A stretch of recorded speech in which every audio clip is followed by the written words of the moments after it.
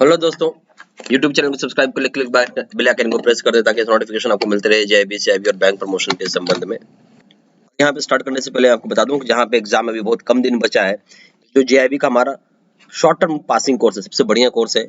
कम समय में आप कोर्स को खत्म कर सकते हैं। इवन आपके पास 24 घंटा है तो भी ये कोर्स करके आप पास कर जाएंगे, ठीक है। दूसरी तरफ पे आपको short term plus in depth video यानी दोनों मिल जाएंगे। शॉर्ट टर्म कोर्स भी हो गया और प्लस अगर आपके पास समय ज्यादा पे इन डेप्थ वीडियो भी यूज कर सकते हैं, ठीक है। दोनों जगह वीडियो लेक्चर कोर्स होगी, दोनों जगह केस स्टडी का वीडियो, दोनों जगह 13,500 का क्वेश्चन बैंक, दोनों जगह 30 मॉक टेस्ट, दोनों जगह रिवीजन नोट्स हैं। यहाँ एक अंतर है, वैलिडिटी 6 महीने का है, यहाँ वैलिडिटी लाइफ लॉन्ग है। यहाँ पे प्रिंसिपल्स करते दाम है 600 रुपये, प्रिंसिपल्स करेंगे दाम 1200 रुपये, अकाउंटिंग करेंगे दाम 800 रुपये, अकाउंटिंग करेंगे दाम 1500 रुपये, दाम है लीगल का 600 रुपये, दाम है लीगल का 1200 रुपये, कॉम्बो पे करेंगे दाम है 3000, सॉरी कॉम्बो पे करेंगे दाम है 1500 रुपये, दाम है 3000 रुपये। ज्यादा जानकारी के लिए फोन भी कर सकते हैं या फिर मैंने इसी वीडियो में डिस्क्रिप्शन बॉक्स में डिटेल्स भी अपना वेबसाइट का डाला हुआ है, ठीक है। चलिए स्टार्ट करते हैं। सबसे पहला सवाल, cases where a customer categorized as low risk expresses inability to complete the documentation requirements on account of any reason that bank considers to be genuine, the bank shall, at his opinion, complete the verification of identity of the customer within a period of dash months from the date of establishment of relationship। अब क्या बोलता है, ये वैसा case है जहां पे customer को कैटेगराइज किया गया लो रिस्क का कस्टमर है, ठीक है। और कस्टमर ये बता रहा है कि उसके पास अभी डॉक्यूमेंट देने में वो असमर्थ है, जो रिक्वायर्ड डॉक्यूमेंट अभी नहीं दे पा रहा है। कोई भी इसका एक रीजन होगा और वो रीजन जेन्युइन है, तो बैंक के पास एक ऑप्शन होता है कि वो वेरिफिकेशन जो है कस्टमर के आइडेंटिटी का, वो कितने समय के अंदर या कितने महीने के अंदर वो कंप्लीट करेगा जिस डेट से उसका रिलेशनशिप बैंक के साथ बनता है। पहला ऑप्शन है 1 महीना, दूसरा ऑप्शन है बी ऑप्शन है 2 मंथ, सी ऑप्शन है 3 मंथ, डी ऑप्शन है 6 मंथ। सही ऑप्शन क्या हो जाएगा इस केस में? डी ऑप्शन हो जाएगा 6 मंथ, ठीक है। Number 2, in case of an individual customer who does not possess either any of the OVD or the documents applicable in respect of simplified procedures and desires to open a bank account। पहला बात तो समझिए कि कोई एक individual है, उसके पास किसी तरह का ओवीडी, ओवीडी मतलब क्या, तो ऑफिशियल वैलिड डॉक्यूमेंट नहीं है, या फिर डॉक्यूमेंट जो एप्लीकेबल होती है सिंप्लीफाइड प्रोसीजर में अकाउंट को ओपन करने के लिए, वो नहीं है और वो चाहता है बैंक में अकाउंट ओपन करना। अब ए ऑप्शन क्या है, he can not be allowed the bank account, ठीक है, उसको बैंक अकाउंट ओपन करने नहीं दिया जाएगा। बी ऑप्शन है he can open A small account, वो स्मॉल अकाउंट ओपन कर सकता है बैंक के साथ। सी ऑप्शन है he can open A basic saving bank deposit account, वो चाहे तो basic saving bank deposit account open कर सकता है। डी ऑप्शन है he can open saving account with checkbook and with and check collection facility, वो चाहे तो सेविंग बैंक अकाउंट को ओपन कर सकता है चेकबुक फैसिलिटी के साथ, बिना चेकबुक फैसिलिटी के साथ, ठीक है, और चेक कलेक्शन फैसिलिटी उस पर, यानी वो सेविंग अकाउंट ओपन हो जाएगा बट बिना चेकबुक की होगी और चेक कलेक्शन कर सकता है, ठीक है। जो चेक उसके अकाउंट में पेमेंट होगा वो कर सकता है, रिसीव करके अपने अकाउंट में क्रेडिट कर सकता है। ये हो गया चेक कलेक्शन फैसिलिटी।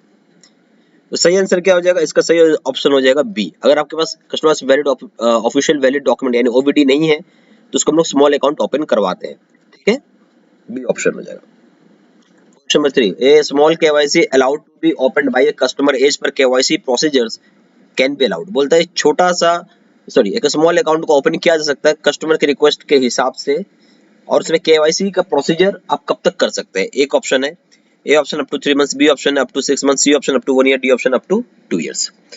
तो जब आप स्मॉल अकाउंट ओपन करवाते हैं, नेचुरल सी बात है, इसमें आपको 1 साल का समय रहता है, 1 साल में के अंदर आपको केवाईसी प्रोसीजर कंप्लीट कर लेना है। 3 का सी हो जाएगा। Number 4, under KYC a system of periodic review of risk categorization of accounts with such periodicity being at least once in dash shall be put in place। बोलता है जो KYC के अंदर में जो सिस्टम है पीरियोडिक रिव्यू करने का रिस्क कैटेगराइजेशन ऑफ अकाउंट्स का, उसकी क्या पीरियोडिसिटी होती है, कम से कम वो करना होगा आपको। कम से कम है मतलब मिनिमम, आप कितने समय के अंदर KYC का पीरियोडिसिटी के अंदर आप रिव्यू करेंगे रिस्क कैटेगराइजेशन, कम से कम है, मिनिमम है। ए ऑप्शन हो जाएगा आपका 3 मंथ्स, बी ऑप्शन हो जाएगा 6 मंथ, और आपका सी ऑप्शन हो जाएगा 1 मंथ 1 ईयर, डी ऑप्शन हो जाएगा 2 ईयर। सही ऑप्शन हो जाएगा 1 ईयर के अंदर अंदर, सॉरी 6 मंथ के अंदर अंदर आपको रिस्क कैटेगराइजेशन को रिव्यू कर लेना है, ठीक है। रिस्क कैटेगराइजेशन को रिव्यू कब करना है? केवाईसी के अंदर 6 महीने के अंदर अंदर, ठीक है। Question number 5, periodic updation of proof of identity and proof of address of the customer shall be carried out by the banks under KYC at least once in every dash years from medium risk customers from the date of opening of account last verification under KYC. बोलते हैं जो periodic review करना पड़ता है खास करके proof of identity का और प्रूफ ऑफ एड्रेस का कस्टमर का, वो बैंक अपने साइड से कैरी आउट करती है केवाईसी के दायरे में रखी हुई। केवाईसी का कानून है कि आपको रिस्क कैटेगराइजेशन चाहे लो रिस्क हो, मीडियम रिस्क हो, हाई रिस्क हो, उसके हिसाब से आपको यहाँ पे proof of identity proof of address को वेरीफाई करना होता है। और साल में आप कितने बार और आपको कितने बार करना है, अगर आप मतलब कितने साल में आपको करना होगा, सवाल क्या था कितने साल में करना होगा मीडियम रिस्क कस्टमर है तो, जिस डेट से अकाउंट ओपन हुआ है या फिर लास्ट केवाईसी वेरिफिकेशन हुआ हो। ए ऑप्शन है 2 इयर्स, बी ऑप्शन है 5 इयर्स, सी ऑप्शन है 8 इयर्स, डी ऑप्शन है 10 इयर्स। तो सही ऑप्शन क्या हो जाएगा इस केस में, सही ऑप्शन हो जाएगा 8 इयर्स। ठीक है, 8 इयर्स यानी सी ऑप्शन हो जाएगा।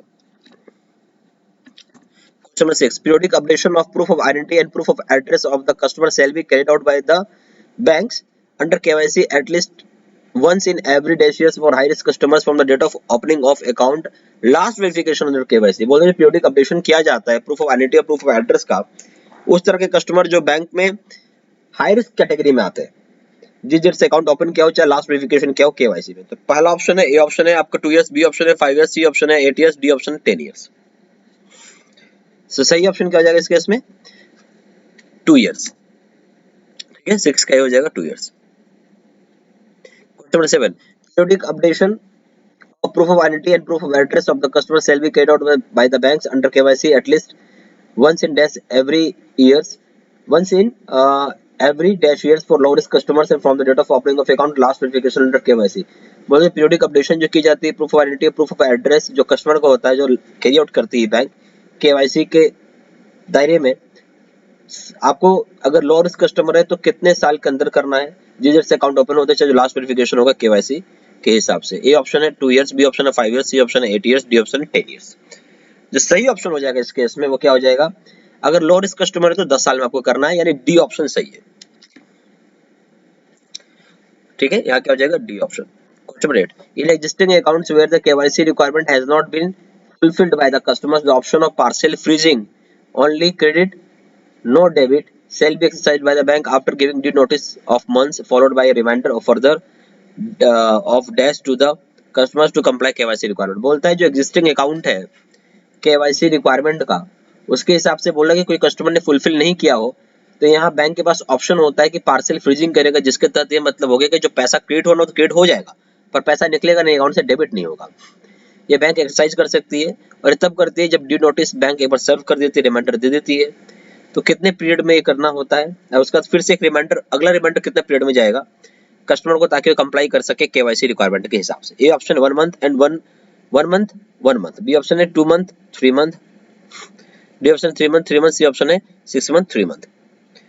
तो इसका जो सही ऑप्शन हो जाएगा वो क्या हो जाएगा सी 3 मंथ 3 मंथ। ठीक है, यानी पहला नोटिस जाएगा 3 महीने पे, दूसरा नोटिस जाएगा 3 महीने पे। सही ऑप्शन हो जाएगा C. Question number 9, in existing accounts where KYC requirement has not been fulfilled by customers, all debits and credits shall be disallowed after dash months of use of the option of partial freezing।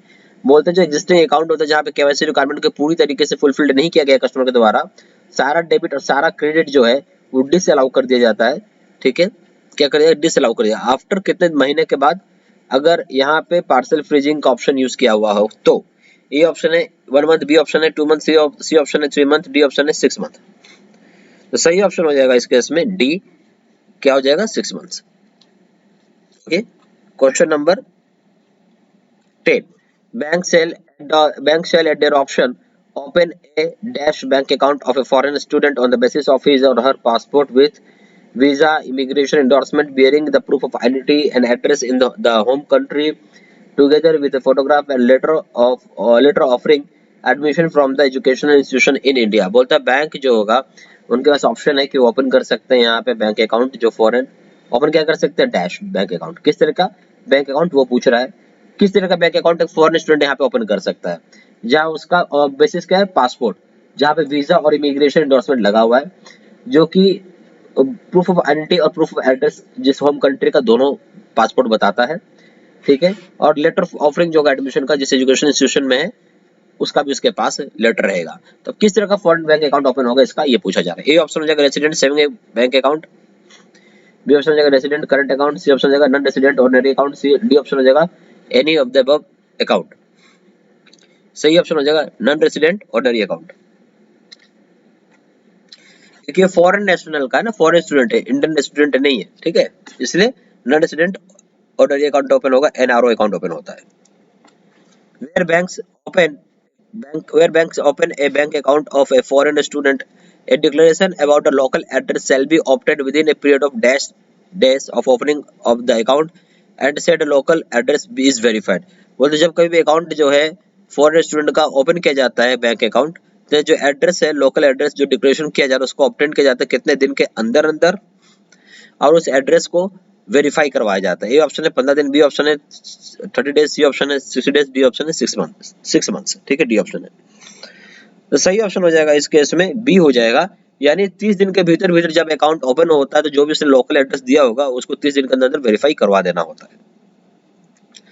Question number 12, where banks open a bank account of a foreign student pending the verification of local address, account shall be operated with a condition of allowing foreign remittances not exceeding dash or equivalent into the account and the cap of dash on aggregate in the same।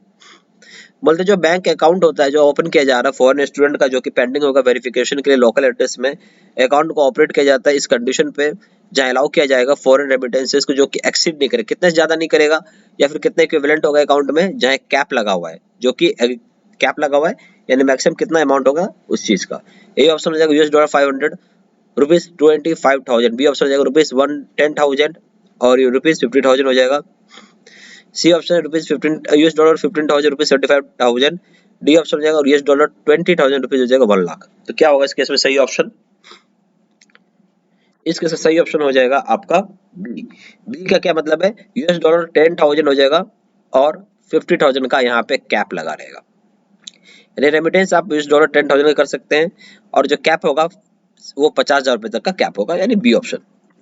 Question number 13. Under KYC, banks are required to maintain all necessary records of transaction between the bank and the customers, both domestic and international, for at least dash from the date of transaction। बोलते जो KYC का जो दायरा है तो bank को जरूरी है कि मेंटेन करेगा सारा का सारा नेसेसरी रिकॉर्ड्स जो ट्रांजेक्शन का होता है बिटवीन बैंक और कस्टमर के बीच में, जहां दोनों डोमेस्टिक और इंटरनेशनल के होंगे, और कम से कम एटलीस्ट कितना, किस डेट ऑफ ट्रांजेक्शन से क्या मेंटेन करना है, आपको डेट ऑफ ट्रांजेक्शन से बता रहा है। बैंक को केवाईसी के तहत सारा नेसेसरी रिकॉर्ड्स को मेंटेन करना पड़ता है ट्रांजेक्शन के जो बैंक और कस्टमर के बीच में होगा, चाहे डोमेस्टिक हो चाहे इंटरनेशनल हो। ए ऑप्शन हो जाएगा यहाँ पे 2 इयर्स, बी ऑप्शन हो जाएगा 3 इयर्स, सी ऑप्शन हो जाएगा 5 इयर्स, डी ऑप्शन हो जाएगा 10 इयर्स। सही ऑप्शन क्या हो जाएगा 5 years, C option. Question number 14. Under KYC, banks are required to preserve the records pertaining to the identification of the customer and their address obtained with while opening the account and during the course of business relationship for at least days after the business relationship is ended। बोलता है कि जो KYC जो कानून है उसके तहत में बैंक को जरूरी की रिकॉर्ड्स जो है आइडेंटिफिकेशन ऑफ कस्टमर्स और उसका एड्रेस के ऊपर जरूरी की प्रिजर्व करके रखेगा जब से अकाउंट ओपन हुआ है कस्टमर का और जो कोर्स ऑफ रिलेशनशिप रहा है उसमें, और कब तक रखना पड़ेगा वो पूछा जा रहा है अगर बैंक के साथ उसका रिलेशनशिप खत्म हो गया तो। ए ऑप्शन है 2 इयर्स, बी ऑप्शन है 3 इयर्स, सी ऑप्शन है 5 इयर्स, डी ऑप्शन है 10 इयर्स। तो सही ऑप्शन क्या हो जाएगा इस केस में, आपको 5 इयर्स हो जाता है, सी ऑप्शन, ठीक है। क्वेश्चन नंबर 15 में आइए। Bank shall furnish to the director financial intelligence unit FIUIND refer to in the rule 3 of PML maintenance of records rule the cash transaction report of large size transaction। बोलता है bank को जरूरी है कि furnish करेगा report director को जो financial intelligence India FIUIND बोलते हैं, रेफर किया जाता है। रूल नंबर 3 जो PML क्या है, prevention of money laundering act है, जहाँ मेंटेनेंस ऑफ रिकॉर्ड्स रूल है, तो कैश ट्रांजेक्शन का रिपोर्ट सुनिएगा ध्यान से, ये नॉर्मल ट्रांजेक्शन नहीं, कैश ट्रांजेक्शन की रिपोर्ट है, खासकर लार्ज साइज ऑफ ट्रांजेक्शन का वो कब रिपोर्ट किया जाता है। ए ऑप्शन है monthly basis within 7 days, B option है on a monthly basis within 10 days, C option है on a monthly basis within 15 days, D option है on a monthly basis within 20 days. सही option हो जाएगा C on a monthly basis within 15 days, ठीक है। अच्छा, हमारे पास जो लोग चाहते हैं कि एकदम जल्दी जल्दी पास होना जाए, एग्जाम का समय बहुत कम बचा हुआ है, तो आप लोगों के लिए मान के चलिए 10 दिन है, 5 दिन है, या कल ही एग्जाम देने 24 घंटा ही बचा है, तो शॉर्ट टर्म पासिंग कोर्स बहुत ही हेल्पफुल होने वाला है आपको पास करवाने के लिए। ठीक है। और दूसरे साइड में हमारे पास का शॉर्ट टर्म कोर्स तो क्या रही है प्लस इन डेप्थ वीडियो। अगर समय ज्यादा हो 2 महीना 3 महीने का समय तो इन डेप्थ वीडियो भी यूज कर सकते हैं और समय कम हो तो शॉर्ट टर्म यूज कर सकते हैं। दोनों जगह आपको वीडियो यानी यहाँ 2 तरह का वीडियो कोर्स मिल जाएगा बेसिकली, यहाँ एक ही तरह का रहता है। वीडियो लेक्चर कोर्स होगा दोनों जगह, केस स्टडी का वीडियो है 13,000 का 13,500 का क्वेश्चन बैंक दोनों जगह, 30 मॉक टेस्ट होगा दोनों जगह, रिवीजन नोट्स होंगे दोनों जगह। यहाँ वैलिडिटी हो जाएगी 6 महीना, वैलिडिटी हो जाएगी लाइफ लॉन्ग। आप पेपर करो, प्रिंसिपल का दाम है 600 रुपए, दाम है 1200 रुपए, अकाउंटिंग दाम है 800 रुपए, दाम है 1500 रुपए, लीगल का दाम है 600 रुपए, दाम है 1200 रुपए, कॉम पे का दाम है 1500 रुपए, दाम है 3000 रुपए। और किसी तरह का डाउट हो तो आप यहाँ पे फोन भी कर सकते हैं, ठीक है। तो फोन नंबर दिया हुआ है, फोन नंबर हो जाएगा 4 टाइम्स 9 685 127, दूसरा नंबर है 7827546946। आप वेबसाइट में जाकर डायरेक्टली ऑनलाइन ऑर्डर प्लेस कर सकते हैं। वेबसाइट पे जाकर www.jibcibstudymaterial.com, ईमेल आईडी हो जाएगा sidsinam123@gmail.com। ये सारी इन्फॉर्मेशन मैंने इस वीडियो के डिस्क्रिप्शन बॉक्स में भी डाल दी है, ठीक है। Thank you.